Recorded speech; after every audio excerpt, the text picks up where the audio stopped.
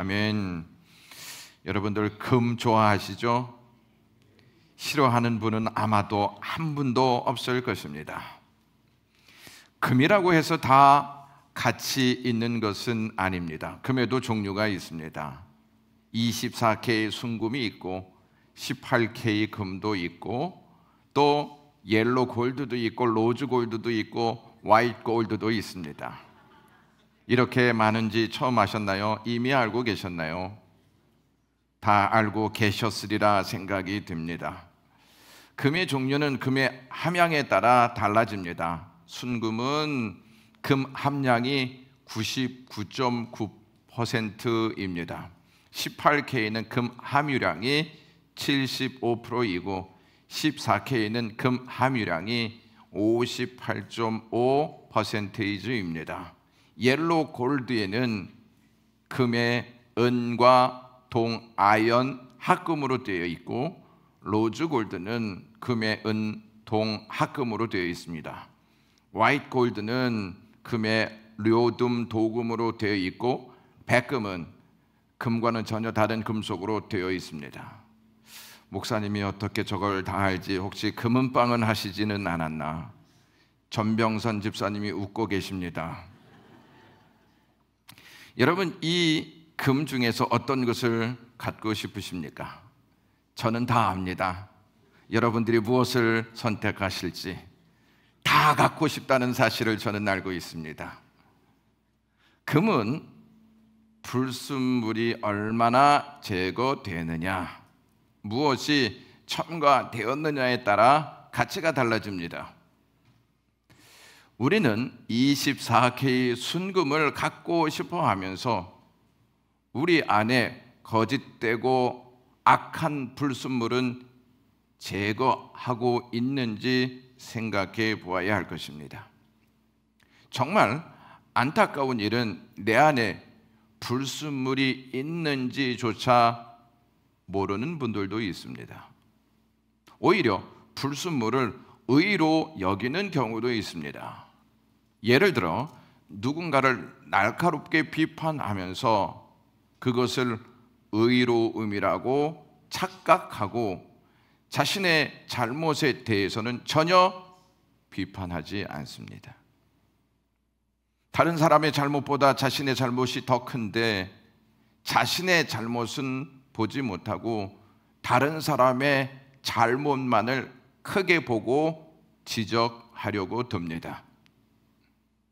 자신의 잘못을 알아도 그것은 철저히 감추고 자신의 의만 억지로 드러내려고 합니다. 이것이 과연 하나님 보시기에 의로운 행위라고 생각하십니까?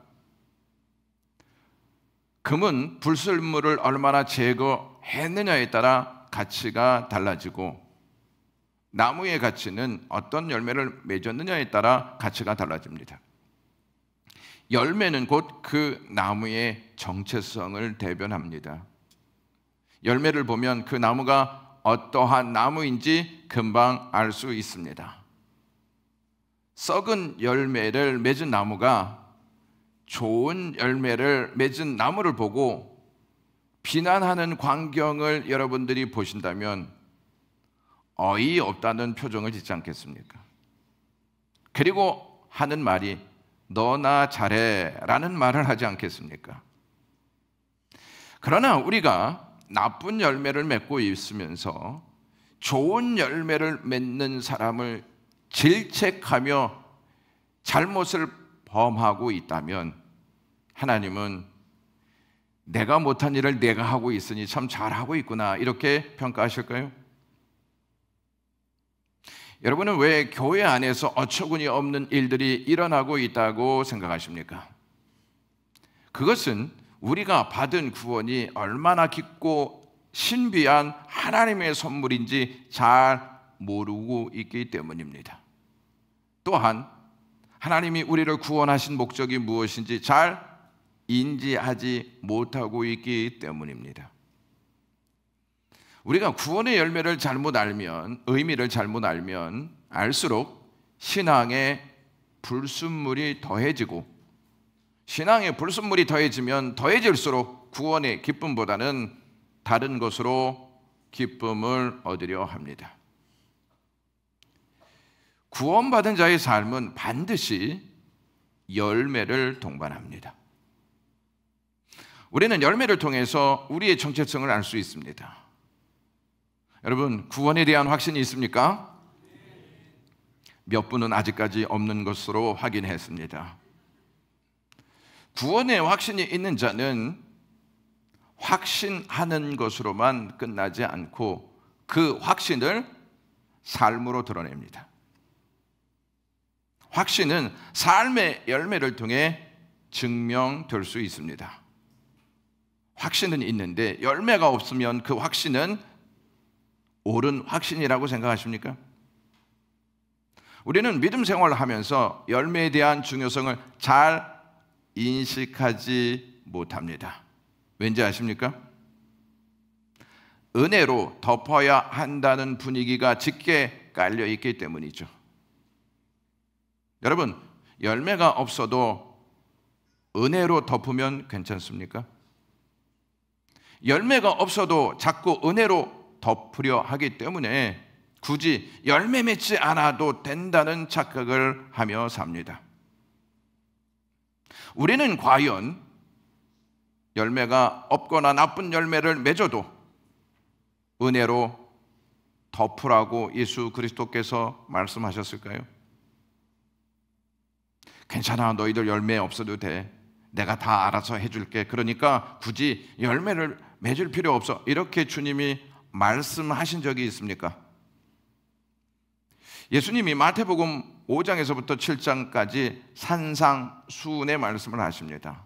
산상수훈은 하나님의 나라의 삶이 어떠한 삶인지를 알려주시는 말씀입니다. 7장에 이르러 결론의 말씀을 하십니다. 마태복음 7장 19절 말씀 다 같이 읽겠습니다. 아름다운 열매를 맺지 아니하는 나무마다 지켜 불에 던져지느니라. 예수님께서 이 말씀을 하셨는데 도대체 열매가 없어도 은혜로 덮으라는 말이 어디에서 나온 것입니까? 왜 이러한 분위기가 조성되고 있는 것입니까? 예수님의 말씀을 읽고 들으면서 우리는 늘 우리의 입장에서 결론을 내립니다. 예수님은 우리의 정체성을 무엇으로 하실까요? 내가 누구인지 무엇을 통해 아실까요? 직분으로 우리의 정체성을 아실까요? 우리의 봉사의 경력을 보고 우리의 정체성을 아실까요? 헌금 내역을 보시고 우리의 정체성을 아실까요? 물론 그러한 것들도 포함될 수 있지만 예수님은 우리의 열매를 통해서 우리의 정체성을 아십니다. 마태복음 7장 16절에서 20절 말씀 다 같이 읽겠습니다. 그들의 열매로 그들을 알지니 가시나무에서 포도를 또는 엉겅퀴에서 무화과를 따겠느냐? 이와 같이 좋은 나무마다 아름다운 열매를 맺고 못된 나무가 나쁜 열매를 맺나니 좋은 나무가 나쁜 열매를 맺을 수 없고 못된 나무가 아름다운 열매를 맺을 수 없느니라. 이러므로 그들의 열매로 그들을 알리라. 여러분, 여기에서 계속 띄워주시면 예수님이 강조하신 말씀이 16절에 알지니 라는 말씀과 20절에 알리라 라는 말씀에서 예수님이 무엇을 요구하시는지를 알 수 있습니다. 그 나무가 어떠한 나무인지는 열매를 보면 알 수 있듯이 구원받은 하나님의 백성이냐 아니냐는 열매를 통해서 그 사실을 알 수 있습니다. 그동안 우리는 구원의 언어를 살펴보면서 구원이 어떠한 의미를 담고 있는지를 배웠습니다. 구원받은 사람은 세 가지 변화를 보입니다. 첫째는 상태의 변화를 보입니다. 죄 아래 살던 우리가 새롭게 거듭났습니다. 거듭났다는 의미는 유죄에서 무죄의 은총을 받은 상태가 되었다는 말입니다. 둘째는 신분의 변화를 보입니다. 어둠의 자녀로 살고 있던 우리를 거듭나게 하신 하나님은 우리를 하나님의 자녀로 입양하셨습니다. 신분이 바뀌었습니다. 그러므로 우리는 죄의 속박에서 해방되어 하나님의 자녀로 살게 된 것입니다. 더 나아가 구원은 사탄의 왕국에서 하나님의 왕국으로 살 수 있는 자격을 부여받았습니다. 이것이 구원이 주는 은혜입니다. 이 얼마나 큰 은혜이며 큰 복입니까? 셋째는 삶의 변화를 보입니다. 하나님과 원수였던 우리가 속죄의 은총을 입고 살게 되었습니다. 이 은혜를 생각할 때마다 우리는 보복의 칼을 거두고 화해의 손을 내밀어 화목을 이루는 일에 쓰임받는 삶을 살게 되었습니다.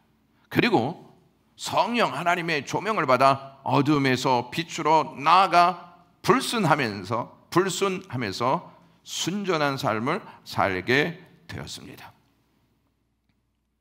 오늘 본문의 말씀은 삶의 변화와 관련된 내용입니다. 그동안 이 내용으로 구원에 대해서 살펴보았습니다. 여러분 생각나십니까? 아니면 하나도 생각이 안 나십니까? 이렇게 침묵하시는 것은 다 생각나니까 염려하지 마십시오. 이러한 사인으로 받겠습니다.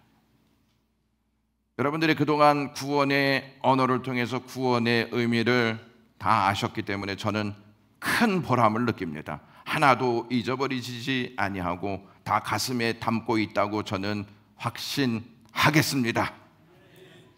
아멘이 크니까 제 마음도 든든합니다.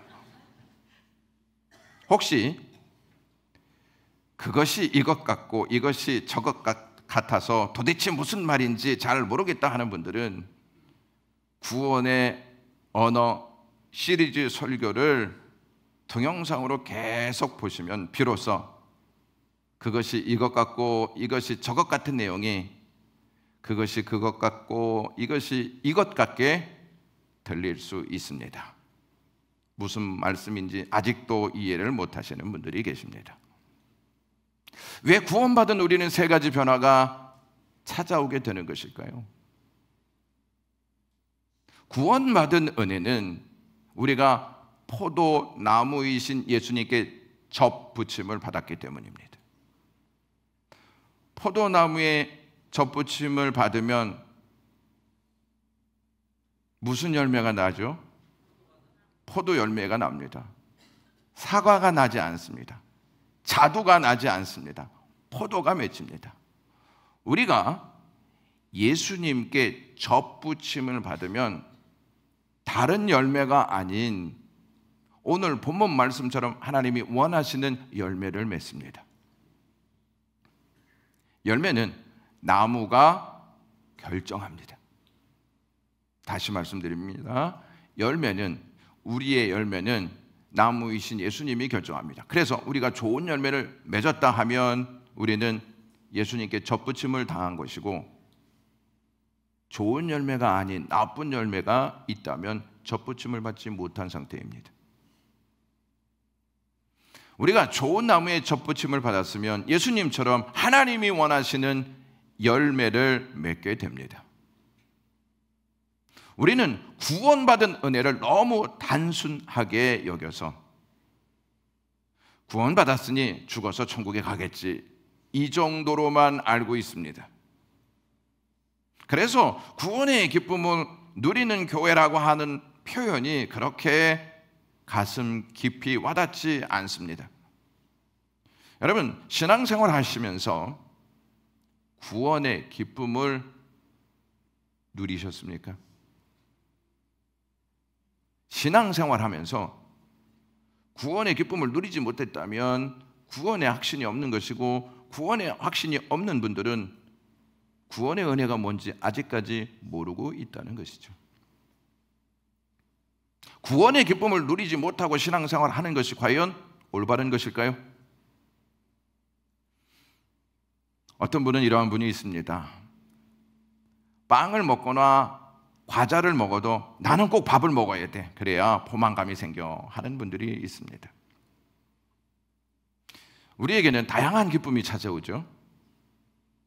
얻는 성과로 인해 오는 기쁨, 원하는 바를 얻게 되었을 때 오는 기쁨, 자녀들이 잘 되는 것을 보면서 오는 기쁨, 여행을 통해서 얻는 기쁨, 쉼을 통해서 얻는 기쁨이 있습니다. 이런 것으로부터 오는 기쁨도 누려야죠. 그러나 빵을 먹거나 과자를 먹어 포만감이 생기지 않는 분처럼 우리는 복음을 먹지 않으면 진짜 기쁨을 누리지 못한다는 사실을 깊이 가슴속에 새겨야 합니다. 그래서 나는요, 복음을 먹을 때 진정한 만족이 있습니다. 나는 복음을 먹을 때 참 기쁩니다. 나는 복음을 먹어야 삽니다. 이러한 고백이 저와 여러분들에게 있어야 할 줄로 믿습니다. 우리는 구원이 주는 기쁨으로 우리의 영혼을 채워야 합니다. 이 내용을 들으시는 분 중에 어떤 분들은 또 이러한 분들이 있을지 모르겠습니다. 목사님, 저는 빵만 있어도 괜찮습니다. 저는 과자만 먹어도 배가 부릅니다 라고 하는 분이 있을지 모르겠습니다. 저는 우리 영광의 모든 가족이 다른 것으로부터 오는 기쁨보다 주님이 주시는 십자가와 부활의 은총을 통해 주신 구원의 기쁨을 누리시기를 주님의 이름으로 간절히 축원합니다.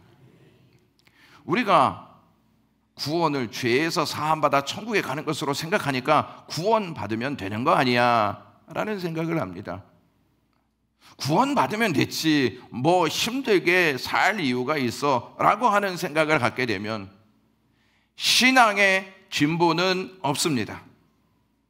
신앙의 진보가 없다는 것은 삶의 열매가 없다는 뜻입니다.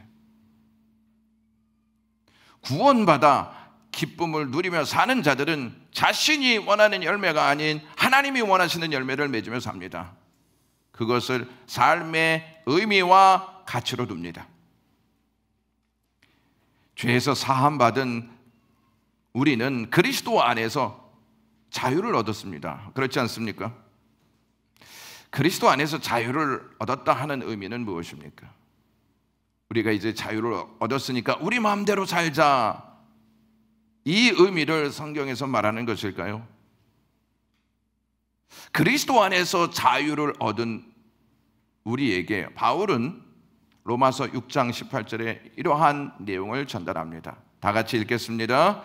죄에서 해방되어 의의 종이 된 것입니다. 여러분, 그리스도 안에서 자유를 얻은 우리는 죄에서 해방되어 누구의 종이 된 것입니까? 의의 종이 된 것입니다. 의의 종은 의를 위해 사는 의무가 있습니다. 이 의무를 버리는 순간 의의 종이 아니라 죄의 종으로 추락하는 것입니다. 사도 요한은 계시록 19장 8절에서 성도들의 행실에 대해서 옳은 행실이라고 명명하였습니다. 성도들의 행실이 옳은 행실이라고 말합니다. 성도들의 행실이 옳은 행실인데 이 옳은 행실이 하나님이 기뻐하시는 열매입니다. 우리는 하나님이 기뻐하시는 일을 위해 몸값이 지불된 존재입니다. 하나님이 기뻐하시는 일을 위해 몸값이 지불된 하나님의 자녀들입니다. 성경은 선한 일을 의의 열매라고 하고 이 의의 열매는 오직 의인만 맺을 수 있다라고 말합니다.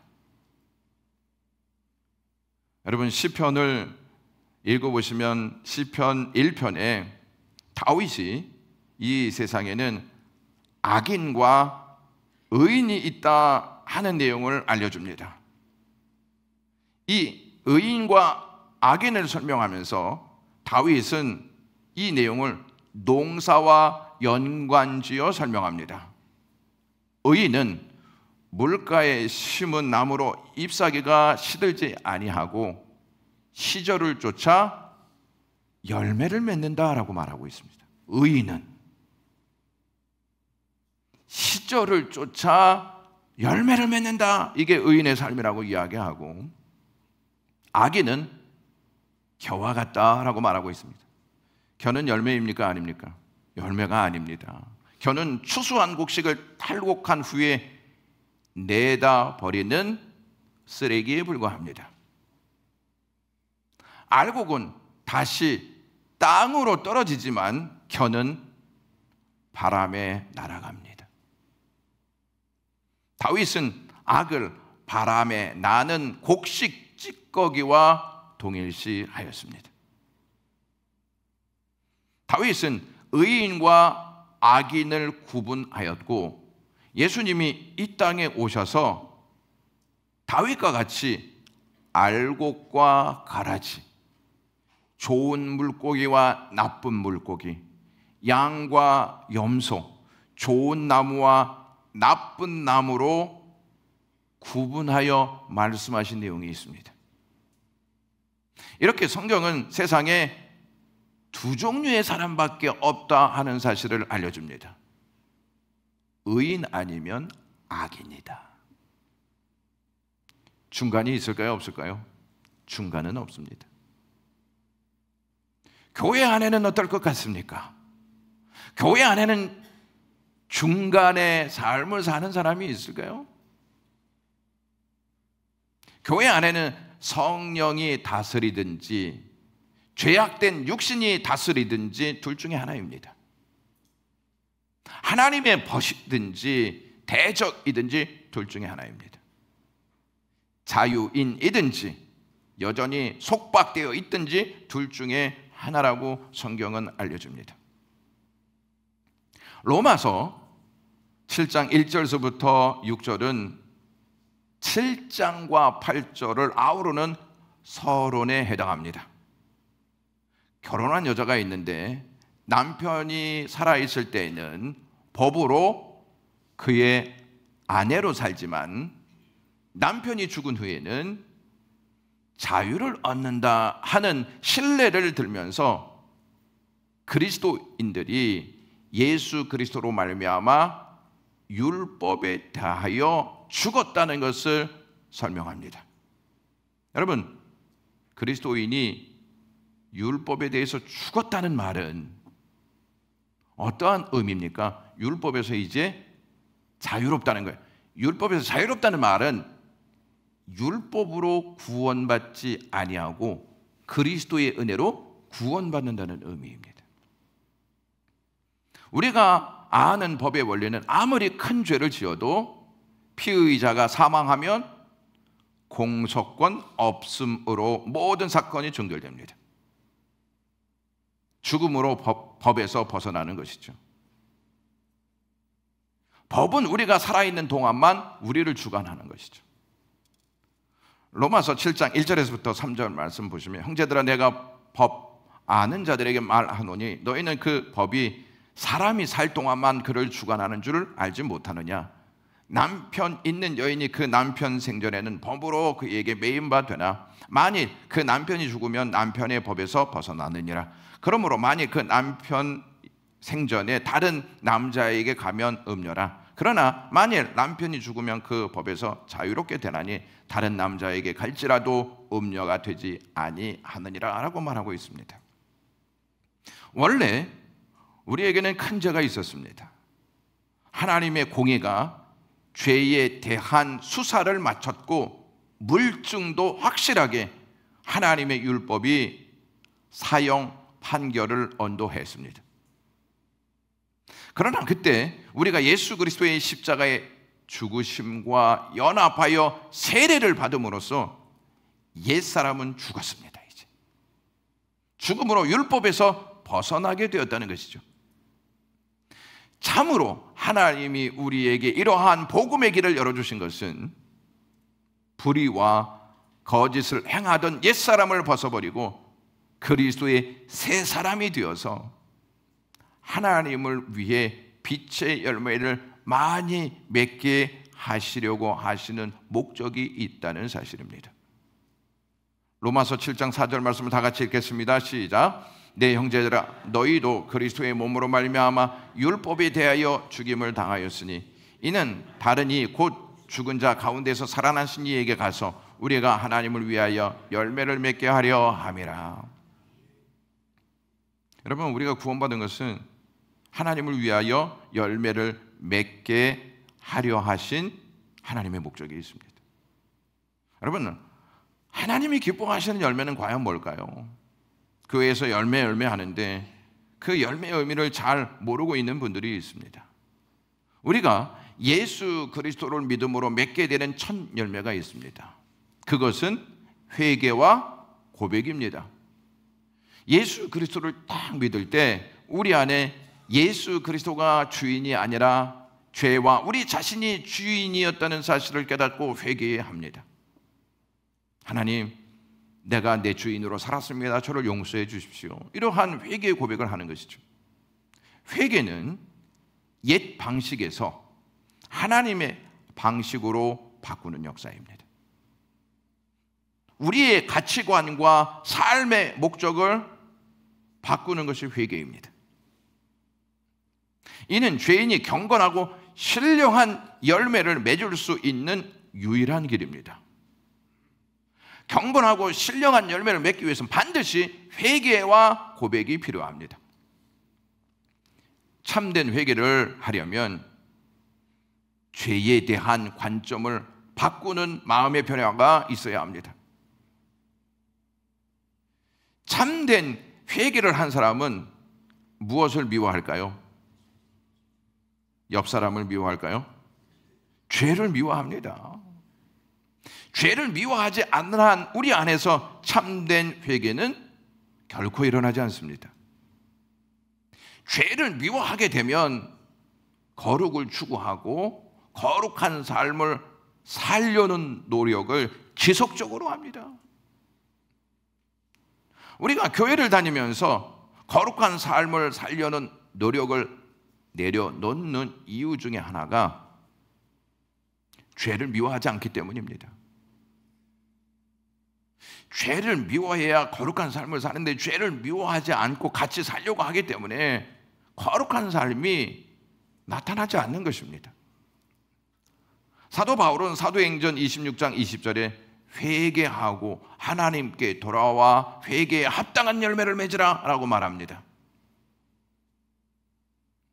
그리스도인들이 열매를 맺어야 하는데 어떻게 맺어야 하는지 잘 모르고 살아갑니다.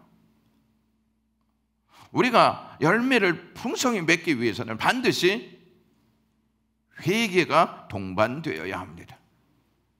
회개 없는 열매는 하나님이 원하시는 열매가 아닙니다. 회개한 후에 예수님은 나의 참된 주님이십니다. 이렇게 고백합니다. 회개한 후에 고백이 없다? 참된 회개가 아닐 수도 있습니다. 회개와 고백은 그리스도인들이 맺는 첫 번째 열매입니다.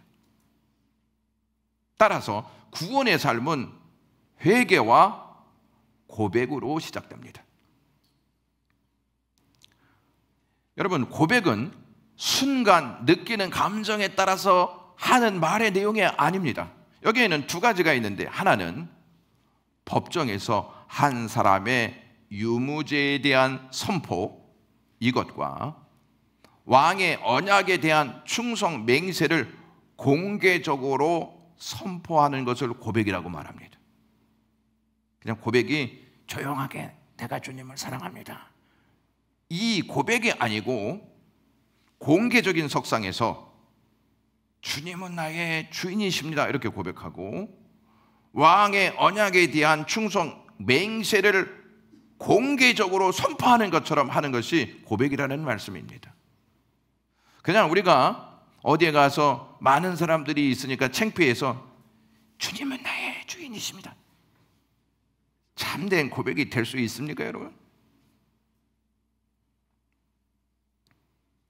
또 다른 하나가 어떠한 의미를 가지고 있느냐, 영적으로 우리의 입술로 고백할 때 그것은 예수님과 인격적 관계를 맺고 예수님께 순종하겠다는 공개적인 서약입니다. 여러분, 고백은 그냥 입술로만 하는 게 아니고 순종하겠습니다, 이러한 서약이 포함되어 있는 단어인 것을 아셔야 합니다. 그러므로 고백은 한 사람의 구원의 필수 불가결한 내용입니다. 로마서 10장 9절 말씀 보시면 다 같이 읽겠습니다. 시작. 내가 만일 내 입으로 예수를 주로 시인하며 또 하나님께서 그를 죽은 자 가운데서 살리신 것을 내 마음에 믿으며 구원을 받으리라. 여기서 내 입으로 예수를 시인하며 라고 말하고 있지 않습니까? 이게 고백인 거예요. 그냥 조용하게 나는 주님을 주인으로 고백하라, 이게 아니고 공개적인 석상에서 부끄러움 없이 담대하게 선포하는 것. 여러분 이렇게 하시고 있습니까? 하고 있습니다. 목사님, 교회 안에서 삶에서 해야 된다는 말씀을 분명히 드리고 싶습니다. 불신자에게는 회개와 고백이 있습니까? 없습니까? 없습니다. 고로 그들은 하나님이 기뻐하실 만한 열매를 생산해낼 수 없습니다. 회개와 고백이 없는 나무는 나쁜 열매를 맺고 나쁜 열매를 맺는 나무는 불에 던져질 수밖에 없습니다. 하나님을 위하여 맺는 열매는 어떤 열매일까요? 회개와 고백은 구원받은 자에게 있어야 하는 신앙적인 행위입니다. 예수 그리스도를 믿고 회개하고 그리스도를 주로 고백하는 사람들은 누구를 닮아갈까요? 예수님을 닮아갑니다. 예수 그리스도를 닮은 삶이 곧 하나님을 위하여 맺는 열매입니다. 하나님을 위하여 맺는 열매는 예수님을 닮아가는 삶입니다. 예수님을 닮아간다는 의미는 하나님의 형상으로 회복된다는 뜻입니다. 예수 그리스도를 닮아가지 않으면 하나님의 형상으로 회복될까요? 안 될까요? 회복되지 않습니다. 미국에 사무엘 스마일스라고 하는 사람이 이런 말을 했습니다. 생각을 심으면 행동을 거두고, 행동을 심으면 습관을 거두고, 습관을 심으면 성품을 거두고, 성품을 심으면 운명을 거둔다라고 말했습니다. 지금 내가 어떠한 생각을 하고 있느냐를 보면 내가 무슨 마음을 갖고 무슨 행동을 할 것인지를 짐작할 수 있습니다. 지금 내가 어떠한 생각을 계속 하다가 보면 그것이 머리에 저장이 되고 그 생각에 의한 행동이 반복되다 보면 이것이 습관이 됩니다. 습관이 형성되고 습관이 계속되는 것이 가치관을 형성하게 되고, 가치관이 계속 우리의 삶 속에서 고정적으로 우리의 삶의 기준이 되면 그것이 우리의 미래를 결정하는 기준이 됩니다. 다니엘 호오손이라고 하는 사람이 쓴 큰 바위의 얼굴이라는 책이 있습니다. 여러분 이제 오른쪽 그 그림을 보면 뭐 사자 같은 이러한 형상이 있지 않습니까? 이거 사자 같은 그 형상이 아니고 큰 바위 얼굴이라고 그 주위에 있는 사람들이 명칭을 그렇게 붙였습니다. 이 바위에 얼굴이 새겨져 있는데 자세히 들여다보면 그 바위는 인자한 모습을 하고 있다고 합니다. 친절하고 거룩한 모습을 한 얼굴이라고 합니다. 동네 사람들은 저 바위를 보면서 인디언 추장 얼굴이라고도 하고 큰 바위 얼굴이라고도 불렀다고 합니다. 그 마을에 어니스트라고 하는 아이가 있었습니다. 자라면서 그 아이는 그 큰 바위 얼굴을 바라보면서 습관이 생겼습니다. 나도 저 바위처럼 인자한 모습을 가져야지. 나도 저 바위처럼 거룩한 모습을 가져야지. 이러한 말을 반복적으로 한 것입니다. 그 바위를 닮고 싶어하는 마음이 이 아이에게 있었던 것입니다. 이 마을에 전해져 내려오는 이야기가 있었는데 언젠가 저 큰 바위 얼굴을 닮은 인자한 성자 같은 훌륭한 사람이 이 고장에 태어날 것이다 하는 이야기였습니다.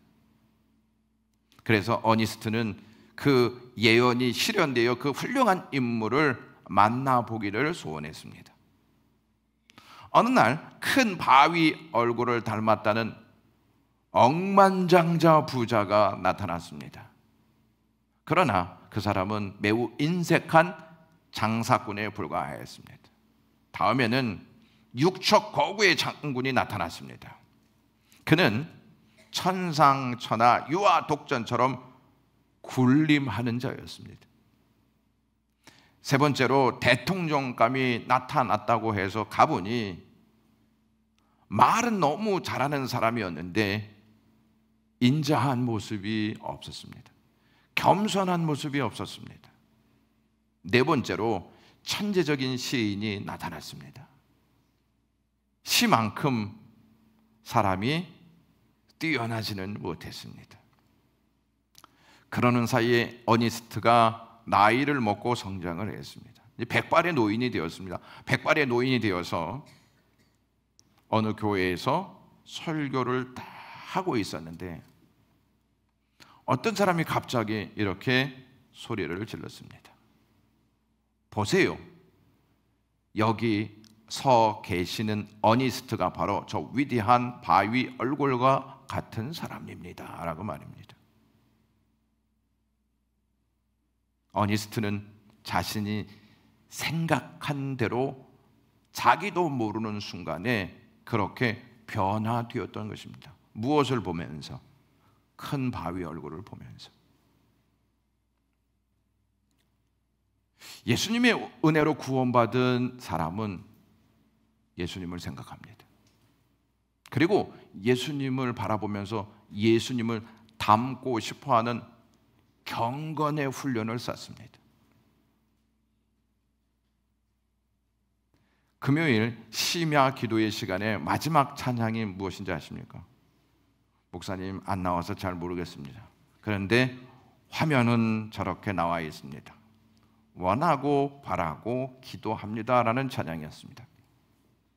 그 찬양 후렴 부분에 예수님의 성품이 나의 인격이 되고라는 가사가 나옵니다. 저는 기도 시간에 그 가사대로 하나님, 예수님의 성품이 저의 인격이 되게 해 주십시오. 그렇게 살고 싶습니다 라고 고백했습니다. 예수 그리스도를 닮고자 하는 생각은 성령께서 주십니다. 그러므로 성령 하나님께 이런 기도가 필요합니다. 제 생각에 그리스도를 심어주시고 그리스도가 행동으로 나타나게 하시고 습관적으로 그리스도를 따라가게 해주시고 예수 그리스도의 성품이 저의 인격이 되게 하시옵소서라고 간구해야 한단 말입니다. 예수 그리스도의 성품이 우리의 인격이 될 때 우리는 하나님을 위하여 열매를 맺게 됩니다. 이것이 우리가 원하고 바라는 기도의 내용이 되시기를 주님의 이름으로 축원합니다. 기도하겠습니다. 하나님, 우리를 그리스도에게 접붙임을 허락해 주셔서 그리스도가 맺은 열매로 살게 해 주신 것을 감사합니다. 하나님, 그리스도가 맺은 열매를 우리도 맺을 수 있도록 성령께서 역사해 주시고 그리스도를 닮아가는 것이 우리의 삶의 목적이 되게 하여 주시기를 원합니다. 우리의 삶이 그리스도를 닮을 때 하나님이 기뻐하신다는 사실을 의지하고 살아갈 수 있는 영광의 모든 가족 되게 하옵소서.